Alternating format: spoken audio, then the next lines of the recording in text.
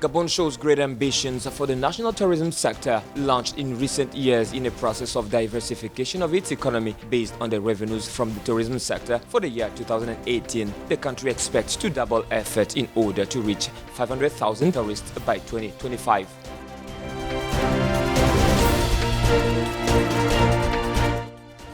The EU High Representative for Foreign Affairs, Federica Mogherini, met with Burkina Faso's President Roch Marc Christian Kabore alongside the foreign ministers of the G5 member countries to discuss issues related to the security and humanitarian situation in the G5 Sahel area, which has become a real concern.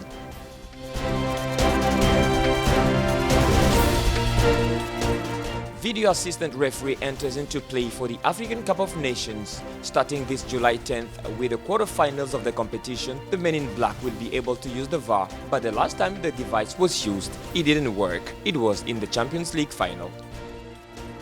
That's all for our top stories today. Stay tuned for more details in this newscast.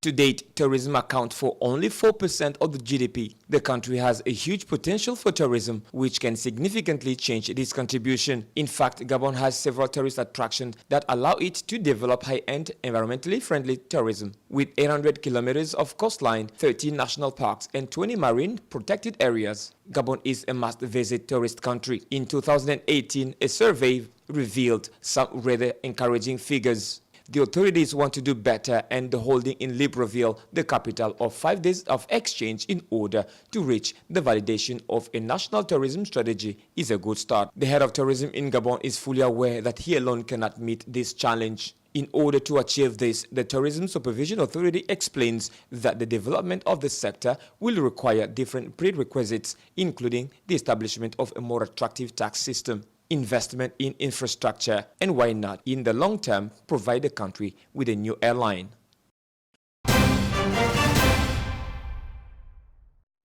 A feared former general of the Congolese army, Tangada, 45 years old, was convicted of 13 war crimes and 5 crimes against humanity, for which he pleaded not guilty in 2015. According to the statement of Judge Robert Fremer, the chamber considers Bosco Tangada guilty of murder, intentionally directing attacks against civilians, rape, sexual slavery, persecution, and looting as war crimes and crimes against humanity. Nicknamed Terminator, Tangada is found guilty of sponsoring the rape of women and girls, including a 9-year-old girl, the judge said at the hearing, who did not hand down a sentence but will be handed down in a future hearing, he said.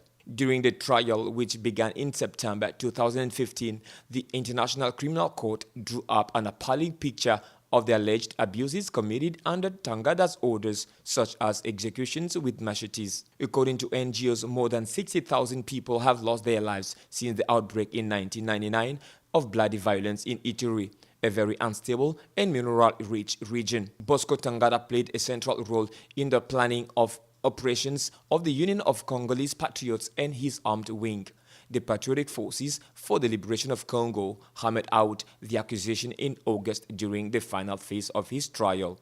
Bosco Tangada is one of 5 Congolese warlords to have been brought before the court, founded in 2002 to try the worst atrocities committed in the world. However, the prosecutor has suffered a series of setbacks in recent years, with the acquittal of several suspects. Some African countries also criticized the International Criminal Court for targeting mainly African suspects.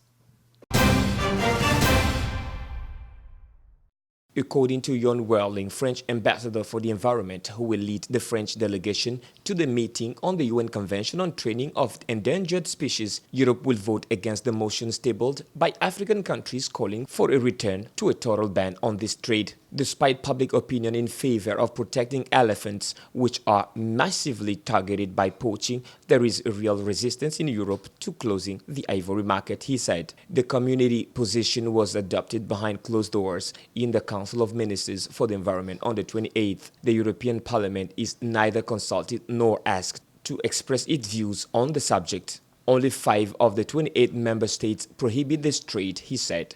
France since 2016, Luxembourg, the United Kingdom, the Netherlands, and Belgium.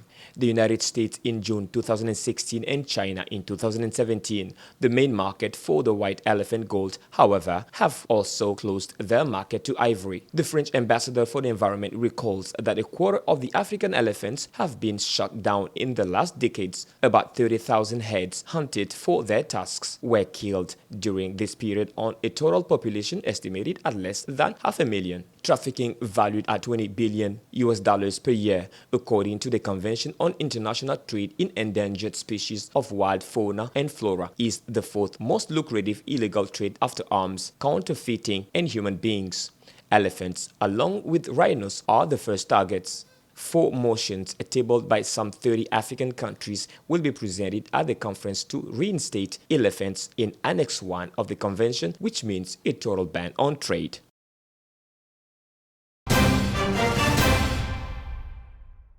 The deterioration of the security and humanitarian situation in the G5 Sahel area, which has become a real concern, was among the issues discussed between the G5 Sahel and the EU. In view of the security situation characterized by the increased attacks by terrorist armed groups, violence perpetrated by the so-called self-defense groups, and by recurrent inter-community tensions, G5 Sahel has called for a concerted and effective response to end insecurity in Sahel. The European Union, to prevent and contain any risk of escalation and destabilization of the region, has provided a multifaceted support. To date, it has granted an additional aid of 138 million euros. In addition to this aid, the two parties, in particular the Sahel G5 countries and the European Union, have decided to establish a roadmap for defining and operationalizing the integrated framework for action, improved communication on actions on the ground, improved coordination between the joint force, the national defense and security forces,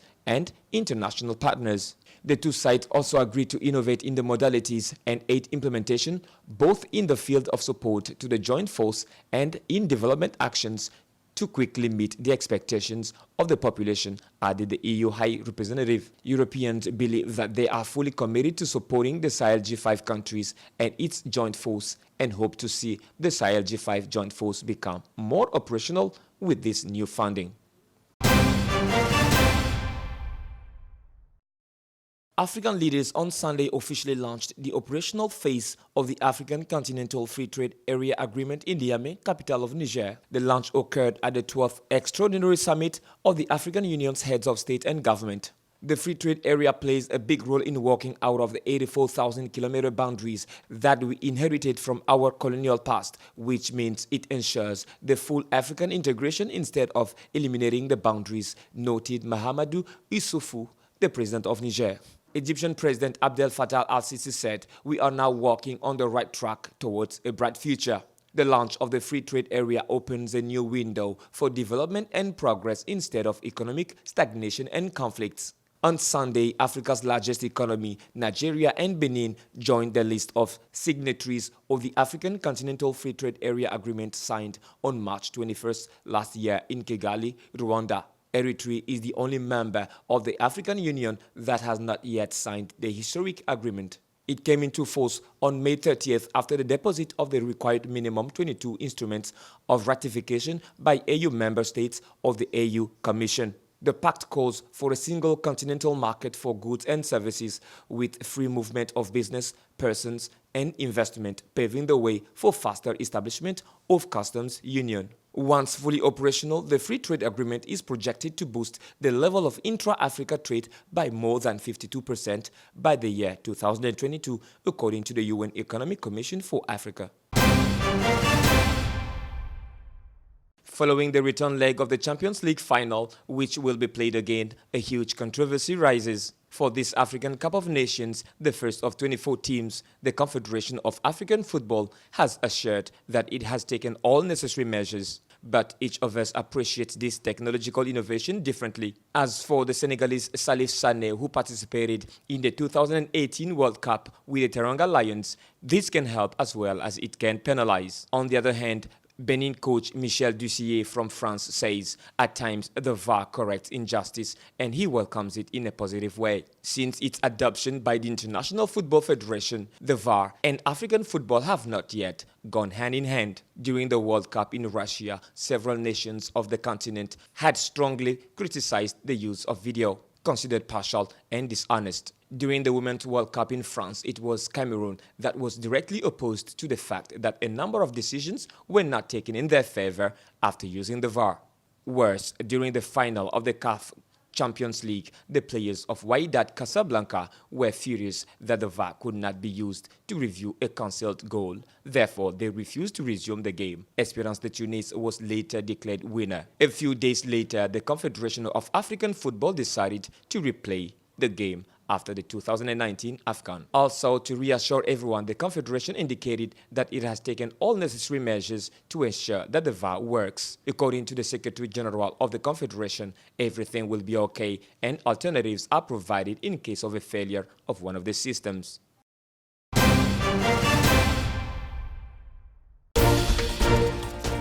Gabon shows great ambitions for the national tourism sector, launched in recent years in a process of diversification of its economy based on the revenues from the tourism sector. For the year 2018, the country expects to double effort in order to reach 500,000 tourists by 2025.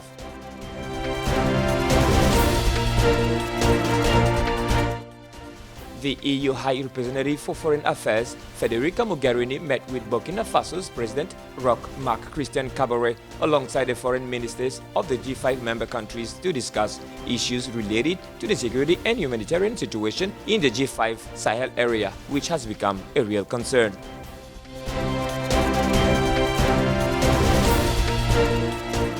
Video assistant referee enters into play for the African Cup of Nations. Starting this July 10th with the quarterfinals of the competition, the men in black will be able to use the VAR, but the last time the device was used, it didn't work. It was in the Champions League final.